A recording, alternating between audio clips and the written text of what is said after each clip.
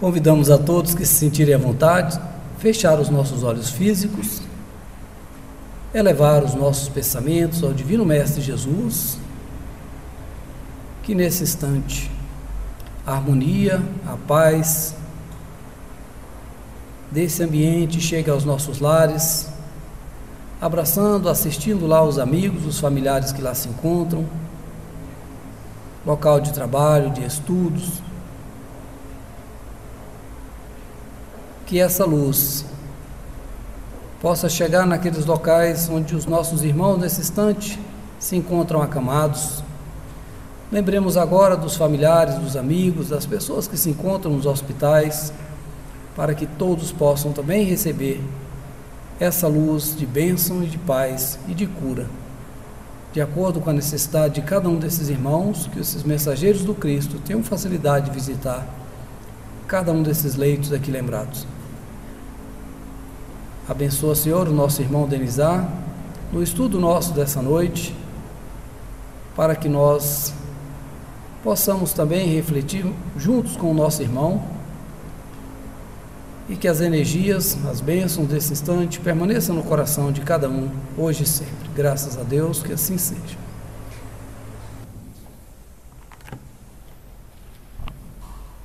Meus amigos, minhas amigas, queridos construtores, colaboradores dessa casa tão bela chamada Centro Espírita Sebastião Marte, que sejamos todos fraternalmente acolhidos por esse ambiente de fraternidade, de esperança e de paz. Que possamos ter uma noite de estudos em torno do sistematizador da doutrina dos espíritos, em torno de Allan Kardec. E para começar os nossos trabalhos, a nossa palestra, eu vou me permitir do livro Cartas Vivas, que é um livro nosso de caráter psicográfico, portanto, dos espíritos, ler o capítulo 69, que se intitula Homenagem a Kardec. Explicar para vocês que há 2 meses no ano que tem um significado muito grande para a vida de Hippolyte Léon Denisard Rivail, ou Allan Kardec, né, que era o pseudônimo de Le Professeur Denisard Rivail. Allan Kardec nasceu em 3 de outubro de 1804, portanto, outubro, 3 de outubro, mas ele retornou à vida espiritual em 31 de março de 1869. Daí a data de hoje, 31 de março, ser uma recordação generosa de esperança e de homenagem a Kardec. Então, no livro Cartas Vivas, capítulo 69, o título é Homenagem a Kardec. Filósofo da imortalidade, vós que descortinastes os portais do infinito, fostes sábio em tempo de incredulidade, fostes método em tempo de desintegração do pensamento, século XIX, método ele foi. Ó mestre de Lyon, cidade onde ele nasceu, da França, vós nos explicastes o passado e o porvir. Ó Kardec, dos sonhos que despertas na luz da imortalidade, que renova a vida sempre. Sábio da transcendência, que lançastes luz sobre o destino da humanidade, que se ilumina e justifica pelas leis da reencarnação e da evolução. Ó mestre da letra e da mediunidade, segui à nossa frente, como o farol que nos conduz. Ó Kardec, na passagem de 200 anos do teu nascimento, naquele ano, claro, deixo minha singela homenagem. Glória a Kardec, mestre da sabedoria e timoneiro da paz. Samuel de Latour. Curioso que o sobrenome do espírito, Latour, né, é a torre. Então, Latour em francês é torre, né? Tour, Samuel da Torre. Sacerdote francês, cuja última existência conhecida se deu nas hostes da Igreja Católica na primeira metade do século XIX. Ao final, os que tiverem interesse, a gente vai fazer aqui doação de 2 exemplares pelo sorteio dos números, e outros que tiverem interesse, nós estamos à disposição ao final da palestra. Cartas vivas, diversas mensagens psicografadas por nós. Meus amigos, que alegria falar de Allan Kardec. A primeira coisa que precisamos entender, se quisermos compreender bem Allan Kardec, é entender o contexto da vida dele. Esse contexto é familiar, é social, é cultural e é intelectual. Se você quiser entender qualquer personagem da história, seja Jesus Cristo, Joana d'Arc, Mahatma Gandhi, Chico Xavier ou Allan Kardec, você tem que entender o contexto em que ele está. Porque se você tira um homem, uma alma, um ser da sua história de vida, você o descontextualiza e você não compreenderá nem a sua obra, nem o seu propósito, nem o sentido da sua existência na história. Então Allan Kardec nasceu, gente, a 3 de outubro de 1804. Recordemos que ele nasce na França, no interior da França, chamada cidade de Lyon, Leão em francês, né? Cidade dos Leões de Lyon. E 1804 está muito perto da Revolução Francesa. Então, quem quer que nascesse na primeira metade do século XIX, século do Kardec, estaria muito influenciado pela recente transformação que se deu na França e no mundo, que é a criação da democracia. Vamos lembrar do tripé da Revolução Francesa? Liberté, igualité, fraternité. Liberdade, igualdade e fraternidade. Que depois o Kardec vai falar liberdade, tolerância e trabalho. Mas o Kardec nasce em uma França pós-revolucionária, em que a França estava querendo se libertar do passado. Leia-se o passado, aquilo que em história a gente chama de ancien regime, regime antigo. Estava querendo se libertar da religião católica, os franceses, não Kardec, os franceses, da religião católica e da monarquia, que fizera os 2 grandes líderes revolucionários de França, da Revolução Francesa, Robespierre e Danton, lideraram uma revolução para destronar, retirar do poder a monarquia francesa. Então, qual é o fato histórico mais importante que impactará a vida de todos os franceses, inclusive o de Kardec? Uma modernidade, um pensamento racional, moderno, democrático e livre do dogmatismo religioso. Eu acho muito curioso quando eu observo aqui ou acolá um gosto que pudesse parecer entre nós espíritas pelo pensamento dogmático. que não é o pensamento de Allan Kardec, que não é a proposta do grande racionalista francês Hippolyte Léon Denis Rivail, que dizia: fé inabalável só o é aquela que enfrenta a razão em todos os períodos, em todas as épocas da história da humanidade. Fé inabalável só é aquela que enfrenta a razão face a face, frente a frente, que dialoga com a racionalidade face to face. Isso quer dizer que o Kardec propunha uma fé não dogmática, não baseada na tradição, não baseada naquilo que no passado, em latim, os professores da Idade Média chamavam de magicte dixit, o mestre disse. Nunca no Espiritismo haverá o mestre que disse. Haverá a razão, a lógica, o diálogo. Qual foi o método que Kardec utilizou para a construção do Livro dos Espíritos?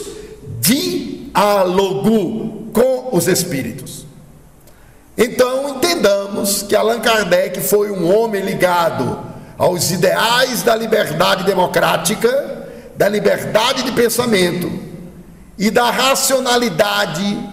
Está relacionada a dois franceses que ele estudou, Auguste Comte e René Descartes.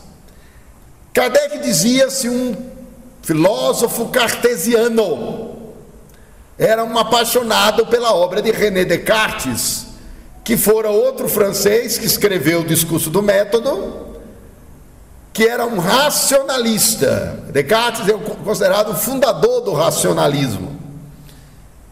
E é nesse ambiente cultural que o menino Hippolyte Léon Denis Rivail era filho de um juiz de direito, Jean-Baptiste Antony Rivail, e sua mãe, senhora Jean do Ramel. É nesse ambiente que o Kardec vai ser levado. Observe que o Kardec era uma criança de uma família que nós chamaríamos hoje de uma família de classe média ou classe média alta, porque seu pai era juiz e seus avós eram juízes, e ele vinha de uma família de juízes, da magistratura. Seus pais queriam que ele fosse juiz, só que a inclinação do menino desde cedo não foi para a magistratura, foi para as ciências, para as letras. E quando eu falo ciência, gente, é ciência mesmo. Kardec foi um apaixonado pela astronomia, pela fisiologia comparada, pela física, pela biologia. E aí ele é levado para ser educado no Instituto de Verdun, na Suíça, como todos nós já sabemos, com o maior professor da Europa, mais famoso, chamado Johann Pestalozzi. E ele vai estudar, e curioso que o Pestalozzi, ele tinha um método avançado para a época, porque ele ensinava às crianças que era importante primeiro fazer a experiência e depois estudar a teoria. Sabe o que é que nós fizemos na nossa escola, que está fracassando? A gente enche a cabeça dos meninos de teoria e tem pouca experiência. O Johann Pestalozzi, por exemplo, se ele fosse ensinar matemática, o teorema de Pitágoras, aritmética, geometria, as 4 operações, exponenciação que fosse, ou ele fosse ensinar geografia, ele colocava as crianças em uma imersão de uma experiência. Vamos contar o tamanho dessa sala caminhando nela. Vamos aprender matemática contando a quantidade dos litros de sangue e olhando um corpo humano vivo ou em anatomia. Vamos fazer a experiência e depois voltar para os livros. Esse era o método de Johann Pestalozzi. E o Kardec cresceu, se desenvolveu como homem apaixonado por esse método que ele vai divulgar por toda a Europa. Uma ideia de uma razão conectada com a realidade o tempo todo. Eu quero dizer para vocês, ainda mais agora como psicólogo de formação, que o maior desafio da mente humana, enquanto estamos aqui, é nos mantermos conectados com a realidade. Porque a mente humana, ela deriva para fenômenos alucinatórios, fenômenos delirantes, fenômenos imaginários, que é o oposto do raciocínio lógico e que é o oposto da ligação com a realidade. A coisa mais fácil que existe para qualquer um de nós é se desconectar da realidade. Preste atenção nisso. Pode ser criança, pode ser jovem. A mente humana, como dizem os cientistas, nós somos o homo faber, o homo que fabrica objetos, somos o homo econômico, somos o homo sapiens, aquele que sabe de si mesmo, mas também somos o homo demens, aquele que adoece e aquele que delira. E no ambiente religioso, então, se você não mantiver a racionalidade o tempo todo acesa, cuidado, sinal amarelo. Porque nós faríamos o oposto que Kardec propôs. Então nós temos uma educação intelectual do Kardec baseada em Pestalozzi. Pestalozzi viajava, Kardec cuidava do Instituto de Verdun na Suíça, volta para a França quando ele tinha 26 anos, e ele vai conhecer Amélie Gabrielle Boudet, a sua esposa, e em 1831 ele se casa. Kardec escreverá e publicará a Gramática Clássica Francesa, em 1846. Kardec era um homem da linguística, das palavras. A primeira coisa que ele faz no Livro dos Espíritos, pode procurar lá na primeira parte, ele diz assim, ó: a primeira tarefa que temos que fazer é definir o sentido que daremos à alma nessa obra. Porque Kardec era um linguista.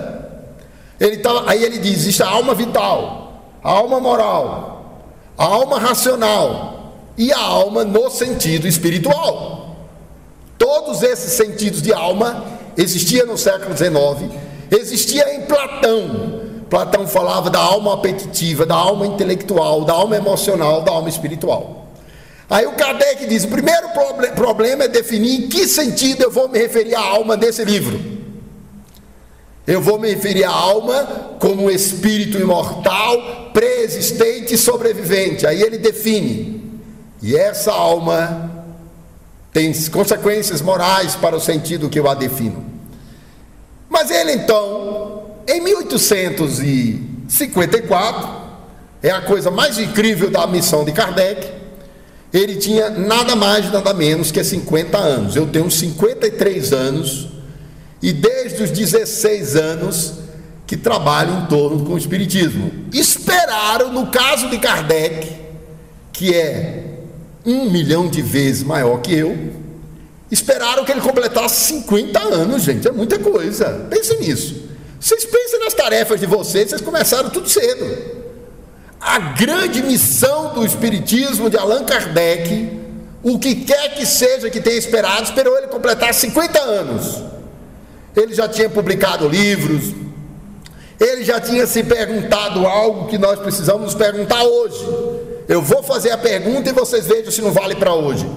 Kardec escreveu uma brochura em 1831, em que ele se pergunta: qual o método mais adequado para a educação? Qual o método mais adequado para a educação, para atender às necessidades do nosso tempo? Faça essa pergunta hoje, e você vai ver que é pergunta do dia para a necessidade da escola contemporânea. É a mesma coisa. Qual o método?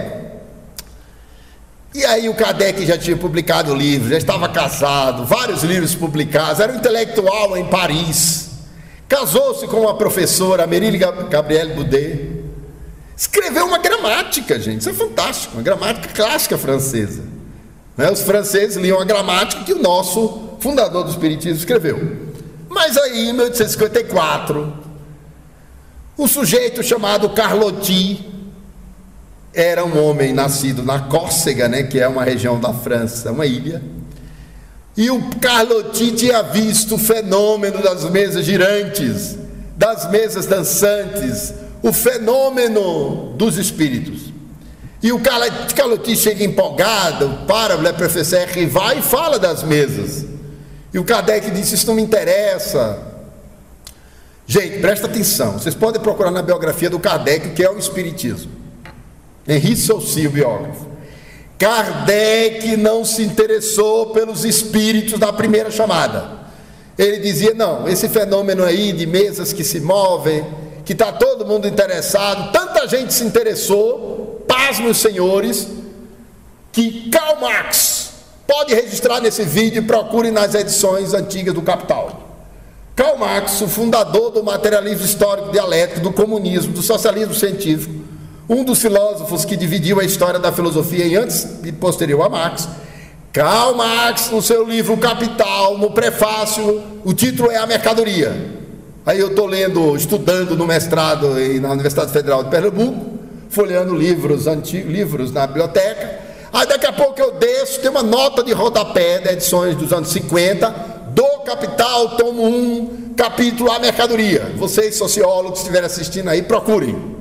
Aí o Karl Marx faz assim: as mercadorias não chegam no mercado como as mesas girantes que andam com suas próprias pernas. Eu tomei um choque. Imagina, o maior ateu do século XIX falou das mesas girantes, de tão populares. É assim: as mercadorias não chegam no mercado como as mesas que andam com suas próprias pernas. Ponto. Porque Karl Marx foi expulso da Holanda, de Londres, e foi para Paris. Depois ele volta para Londres e desencarna em 1859, mas ele morou em Paris. Ele foi contemporâneo de Allan Kardec. E tem uma mensagem na Obras Póstumas chamada Mensagem ao Senhor M, que ninguém sabe quem é esse M, mas você lê o texto e tem a sensação que é Karl Marx que teve com Kardec. Mas está lá a nota de rodapé de Karl Marx. Aí o senhor Carlotti diz: professor, vem cá. Feito Paulo, que me chama de professor às vezes. Professor, vem estudar esses fenômenos. Está popular, as mesas girantes e dançantes, todo mundo quer saber dela. Não, para com isso. Isso aí deve ser magnetismo. As mesas não giram, é o reflexo do movimento da rotação universal dos planetas. Não tem interesse nisso. Aí ele não quis saber. Aí o outro casal, um casal de funcionários públicos: você me avisa a hora, porque eu estou sem óculos daqui, quando faltam uns 10 ou 5 minutos. Então, aí um casal de funcionários públicos, seu Patier e senhora Pleine Maison, chegam para o professor Revai e diz: espera aí, mestre, tem algo maior. As mensagens estão produzindo efeitos intelectuais, textos maravilhosos, resultados, o senhor tem que pesquisar isso aí. Aí o Kardec decidiu assistir uma das sessões, inicialmente com a família Boudin, né, das meninas Caroline e Julie Boudin, 14 e 16 anos. Aí o pessoal se sentava às mesas, colocava as mãozinhas juntas e tal, e fazia perguntas, as perguntas as mais triviais possíveis. Aí o Kardec olhou aquilo, mas aí o seu Carlotti insistiu e ele entrou para fazer perguntas. Então, eu quero dizer para vocês, gente, que o Kardec nunca foi um sacerdote. Kardec nunca foi um teólogo. E presta atenção, a doutrina espírita tem consequências filosófico-morais, mas Kardec não quis fundar uma religião.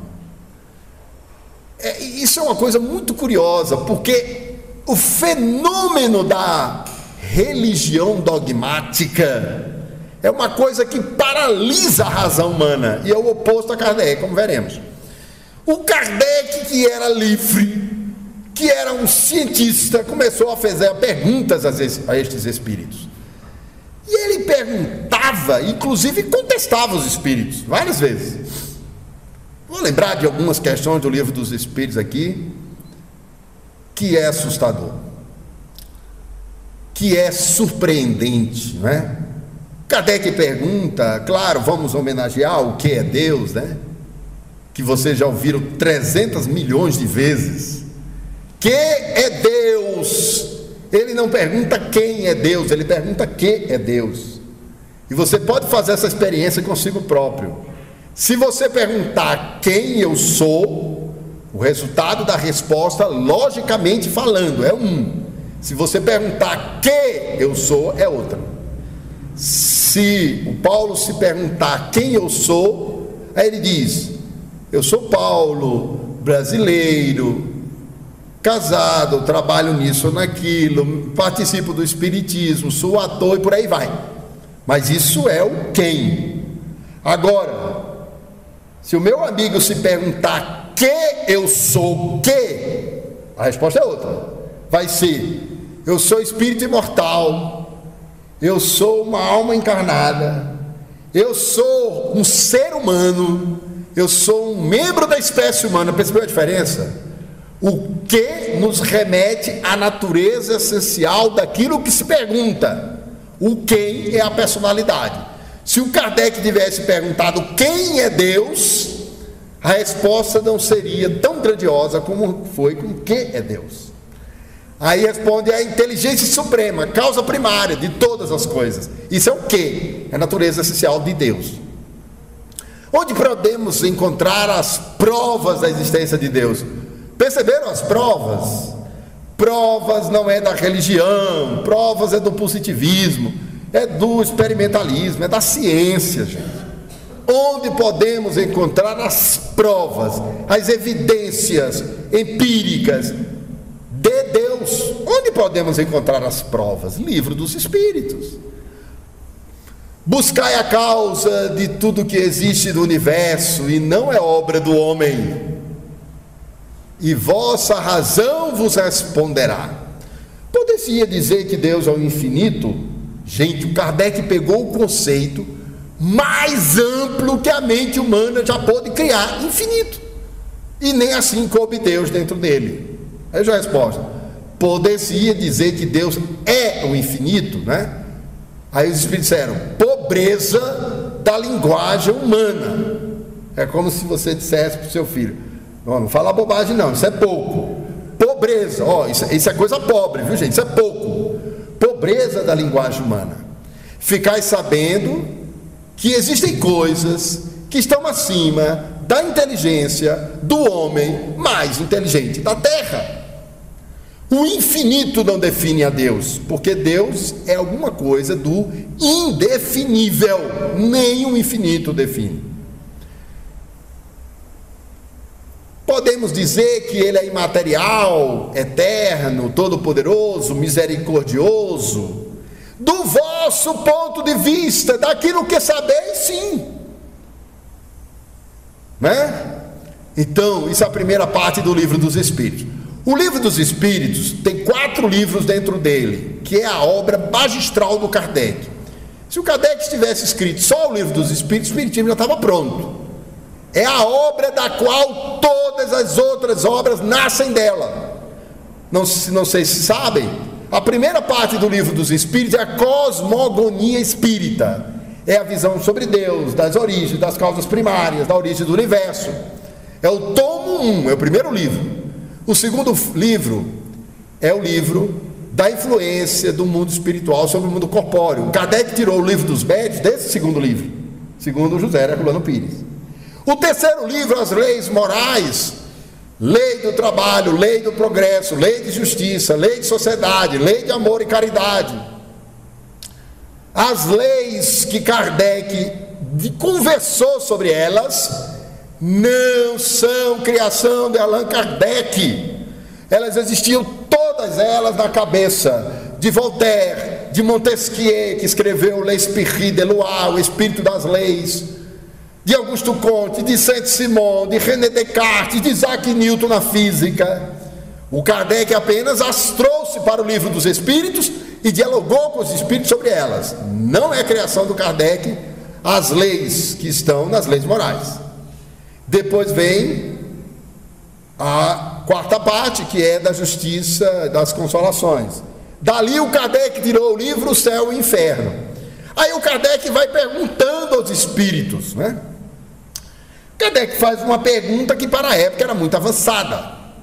Olha o que Kardec perguntou em 1850. O Livro dos Espíritos, ele é escrito entre 1855 a 57, quando ele é publicado, 18 de abril de 1857. Em 1855 a 57, Kardec pergunta: têm o homem e a mulher os mesmos direitos perante Deus? Gente, isso a gente pergunta hoje, você diz assim: por que você está lembrando essa pergunta? Todo mundo já sabe a resposta. Sabe agora, mas na época não. Tem o homem e a mulher os mesmos direitos perante Deus? Não deu Deus a ambos a inteligência do bem e do mal e a faculdade de progredir? Kardec perguntou sobre a equanimidade de direitos no Livro dos Espíritos, no tópico Direitos do Homem e da Mulher. Kardec perguntou sobre a influência dos espíritos no mundo corporal. Todos sabemos, os espíritos influenciam em nossos atos, pensamentos e vidas muito mais do que imaginais, influenciam a tal ponto que de ordinário são eles quem vos governam. Que se torna o espírito após a sua última encarnação? Espírito puro. Qual o modelo mais perfeito que Deus ofereceu ao homem para lhe servir de guia? Vede Jesus. Poder-se-ia dizer que a matéria ela é compacta, ponderável, impenetrável, propriedades da matéria. Aí os espíritos dizem: olha, a matéria é como vós a conheceis, vós os encarnados a conheceis, vós. Ficai sabendo que existe matéria em estado etéreo. Pronto. Quando o Livro dos Espíritos fala de matéria em estado etéreo, gente, ele está... Nós estamos em 57, né? A mecânica quântica é as 3 primeiras décadas do século XX. Aí ele está 83 anos à frente. A física quântica descobriu depois que a própria matéria ela tem duplo comportamento. É uma coisa que eu não vou aprofundar hoje, não é o tema, né? Que é corpúsculo-onda. Quando você olha em laboratório o átomo, o elétron que circula, os prótons e nêutrons, eles são ao mesmo tempo corpúsculo e onda. Enquanto corpúsculo eles são matéria localizável, enquanto onda a não localidade quântica dessa onda. Isso é matéria etérea na matéria, no átomo. Mas os espíritos já falaram de matéria etérea. Depois o Kardec pergunta qual a natureza do liame que reúne o corpo ao espírito. Essa pergunta, gente, todos nós precisávamos pensar sobre ela. Qual a natureza do liame? Isso é uma questão complexa, porque ela vai dar conta de como a gente vai ser quando desencarnar daqui a 100 anos. Tá bom para vocês, não? 100 anos tá bom, né? Estou com 50, 150, outro 40, 140, 100 anos. Mas não tem jeito, ainda não deram jeito ainda para resolver o problema dessa tal de morte, né? Aí quando nós voltarmos, a gente vai ter um susto, porque a gente vai estar em um corpo que é o liame do espírito com a matéria, que é igualzinho ao corpo físico, mas ele é melhor do que o corpo físico, porque ele é imponderável, porque ele é etéreo, porque ele atravessa uma porta, porque ele não vê com os olhos, porque ele se expande, e porque ele pode reencarnar-se, que é o melhor, né, gente? Que ninguém quer ser anjo nem demônio para ficar eternamente na vida espiritual. O Espiritismo é uma doutrina tão maravilhosa que ele diz assim: você gosta de tomar banho de mar e você está quase desencarnando, fique tranquilo, você vai tomar banho de mar de novo. Você gosta de viver na terra, de sentir o ar tocando na sua face, o barulho das folhagens, o canto dos pássaros, o novo alvorecer, o brilho das estrelas? Tranquilo, vai ver tudo de novo, porque vai reencarnar, e vai ver pela matéria de novo. 5 minutos, já acabou o tempo, eu não falei nem 5% que pretendia. Então, meus amigos, vai se reencarnar, que está no Livro dos Espíritos, né? Em que se funda o dogma da reencarnação? Em que se funda a tese da reencarnação? Na justiça divina, no progresso da humanidade, não é isso? Aí o Kardec trabalha bastante, 57 livros dos Espíritos, 59 do Espiritismo, 1161 livro dos Médios, 64 Evangelho segundo o Espiritismo, 1865 o Céu e Inferno, 1868 a Gênese. E aí em 31 de março de 1869, trabalhando muito, os Espíritos já tinham dito para ele: cuidado, está trabalhando, né? Eu vou terminar recordando Camille Flammarion, que fez o discurso no Père Lachaise, né? Eu tive a oportunidade de ir ao Père Lachaise em Paris. Dizem que é o metro quadrado mais famoso de toda a Europa, porque é um cemitério, está todo mundo lá, gente. Beethoven, Auguste Comte, René Descartes, Honoré de Balzac e Kardec. E o túmulo do Kardec, as pessoas colocam flores, coisa linda. É uma cidade o Père Lachaise. Aí você entra, fala com o guarda, ele diz: olha, lá na rua tal, você caminha uns 30 minutos, chega num túmulo de Kardec. Nesse túmulo, um jovem astrônomo chamado Camille Flammarion, que escreveu Deus da Natureza, que escreveu Fenômenos Psíquicos no Momento da Morte, que escreveu livros maravilhosos, né? O Camille Flammarion dizia, ele era astrônomo: a eloquência, nenhuma eloquência humana pode falar ou dizer, o silêncio do céu é mais eloquente do que toda eloquência humana. E aí Camille Flammarion se encontra com Kardec no dia do lançamento do livro, né? 18 de abril de 1857, eles dois se encontram. Imagina que encontro! Camille Flammarion, a reencarnação de Galileu. Camille Flammarion, a reencarnação de Galileu Galilei.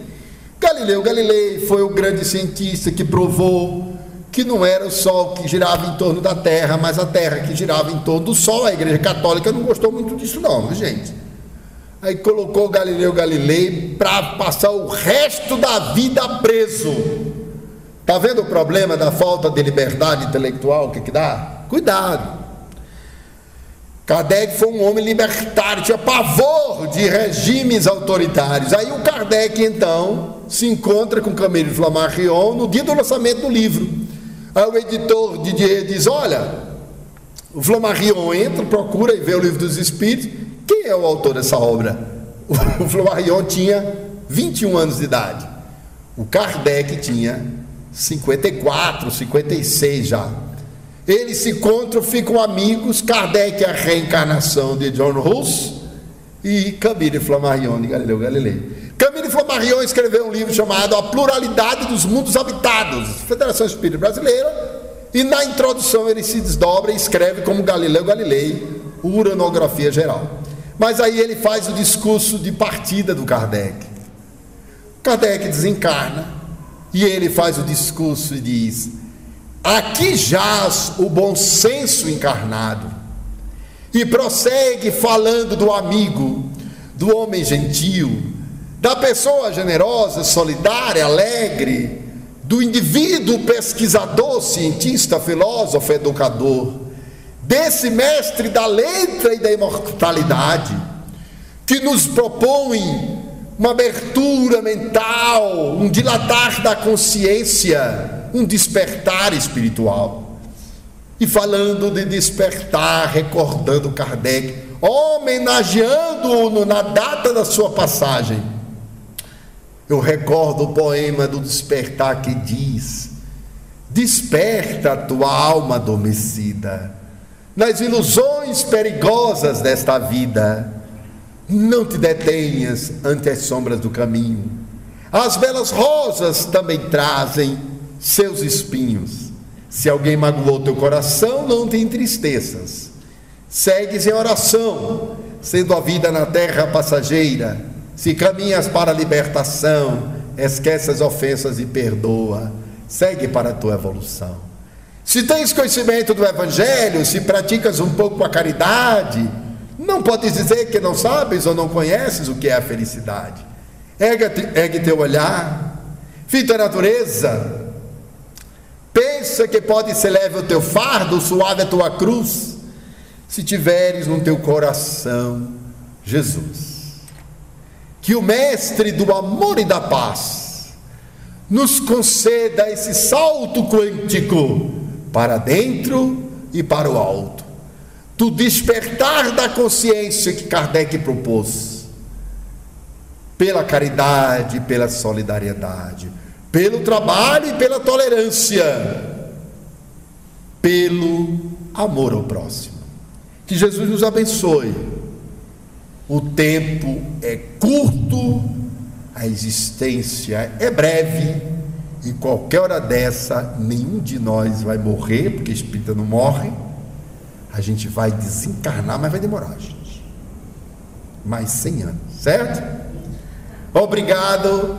Quem tiver interesse pelo livro Cartas Vivas, eu os trouxe, e eu vou estar lá fora. Vocês tomam o passe e vai lá. E vai ter 2 livros aqui para a gente doar, para os sortudos ou não, né? Muito obrigado, muita paz.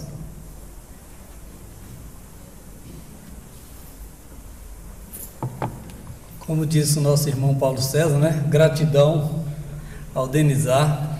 O Denizar não disse dessa vez não, mas o Denizar também é uma homenagem a Allan Kardec. Não é isso, Denizar? Exatamente. Então, vou olhar não, né, gente? Senão vai pensar que eu estou... Número 3. Opa!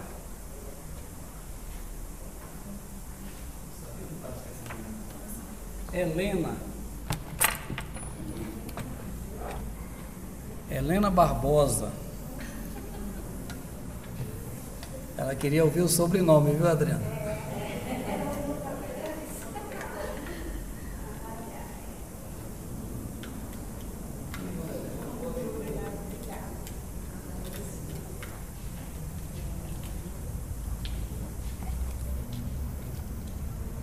Dezoito. Mariângela.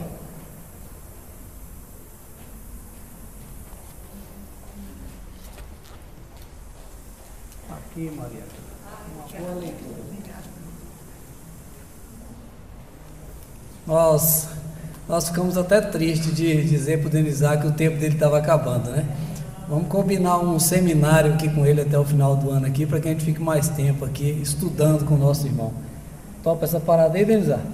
Depois o Paulo César vai entrar em contato para a gente combinar algo mais prolongado aí, tá bom, Paulo César? E, repetindo aqui, se alguém tiver interesse em comprar o livro, assim que a gente terminar a prece, o Denizar aguarda vocês lá fora.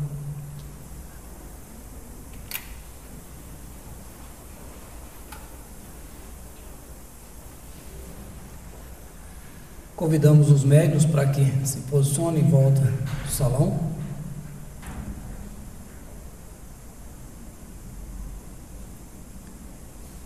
Mestre Jesus, somos gratos por momentos como esse, de tanta informação,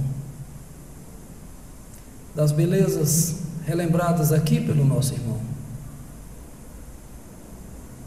Que cada um de nós possamos refletir sobre tantas informações,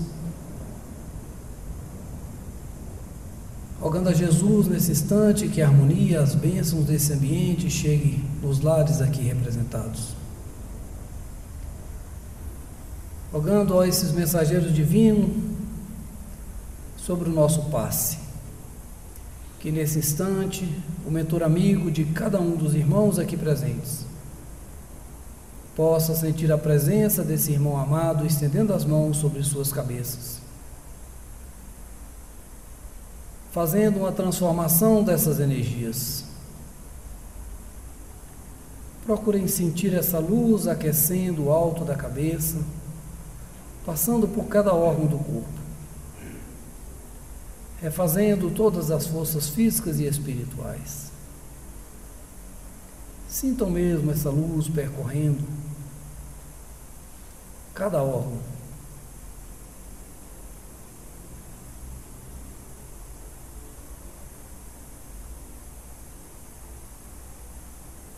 Que essa luz permaneça envolvendo e protegendo a cada um no retorno aos seus lares. Fluidifica, Senhor, as nossas águas, que essas águas possam ser transformadas em medicamento, de acordo com o que cada um dos nossos irmãos que estão aqui necessitam. Mais uma vez, nosso agradecimento ao nosso irmão Denizar, aos espíritos amigos, a Jesus e a Deus, sobretudo, pela oportunidade. Graças a Deus, que assim seja.